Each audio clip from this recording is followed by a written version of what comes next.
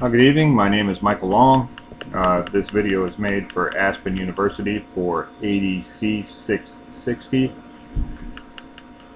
Present Me is currently shut down, so I've been having to learn how to use a YouTube video.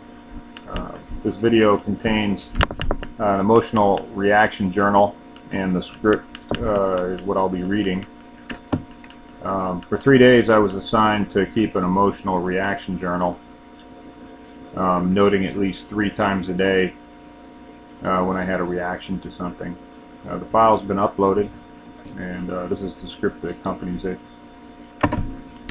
My first task was to reflect on my journal, create a video response that addresses the following. Where did your responses come from? What I noted was, while keeping my journal, I noticed that my initial assumptions tended to catastrophize almost every situation.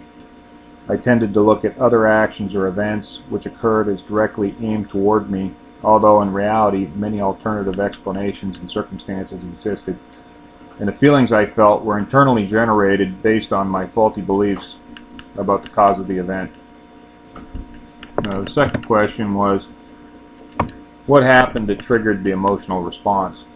In the first situation, I assumed that my daughter was ignoring my request to fax her education paperwork, and I assumed that she didn't understand the urgency of sending the documents. In all fairness, she has never faxed a document before. She had a computer issue. She had to study and take an exam, and must walk everywhere to accomplish even simple tasks. In the second situation, I only looked at the situation from my own perspective and projected my anxiety for completing a time-sensitive task important to me with a simple request of importance to my spouse. Taking a broader look at the situation, I realized that although my own failure to accomplish the task earlier was interpreted as my being selfish by my wife. In the third situation, I spent a lot of time cleaning my car after a typhoon when I thought the rain had passed.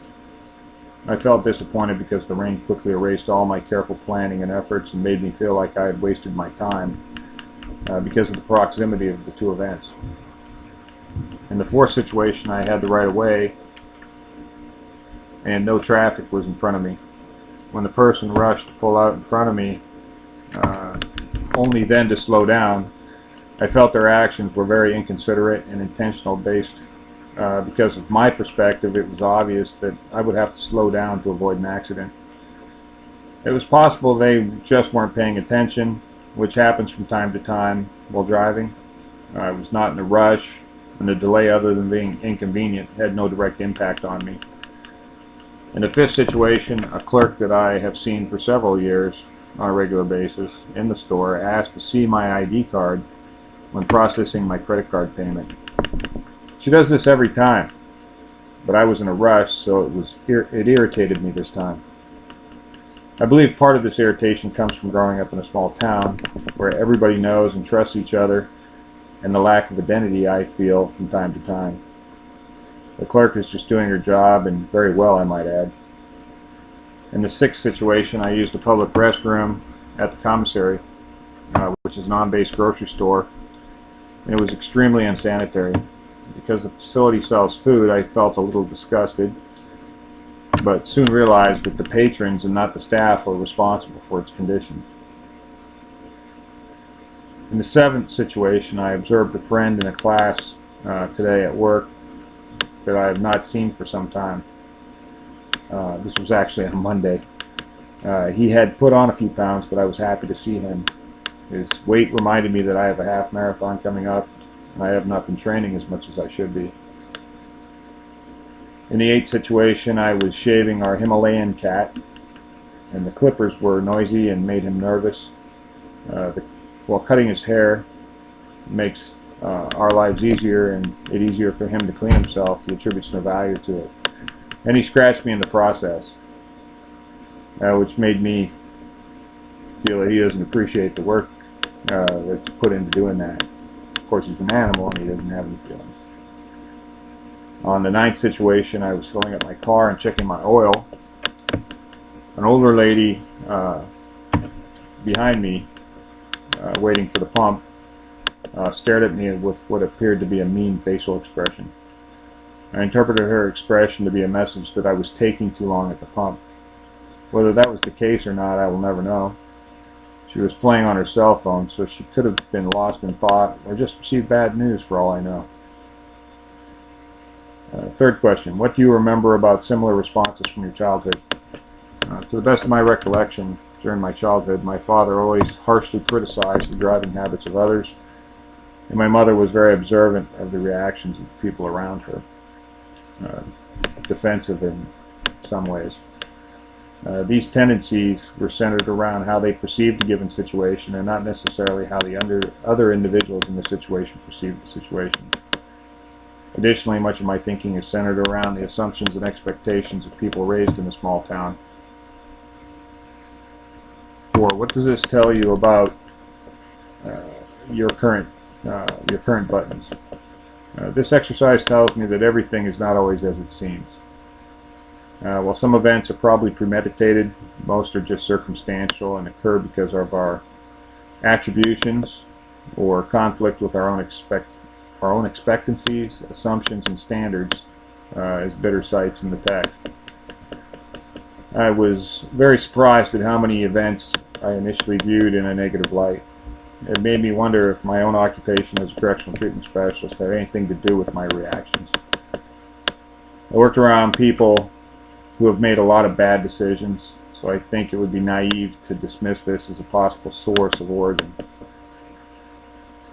The other thing this exercise pointed out is that emotions do not cause our behavior.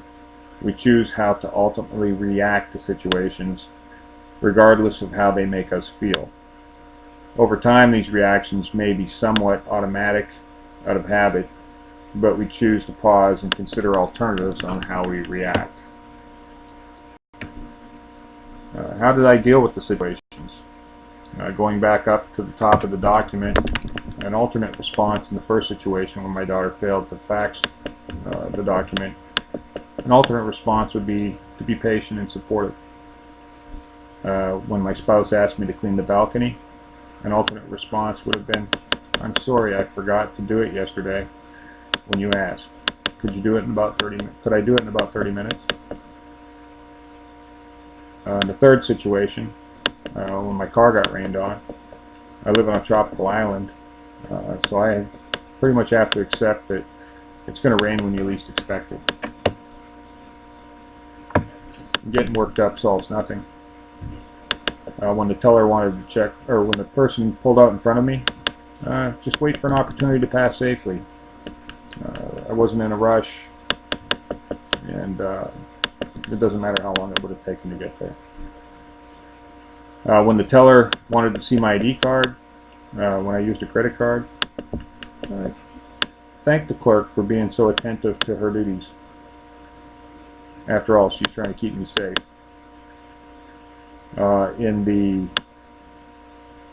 sixth case, when the bathroom in the commissary was unsanitary, I could have notified a staff member that the bathroom needs to be serviced. Chances are they're undermanned and they probably didn't realize, with it being such a busy day, that it had gotten so dirty.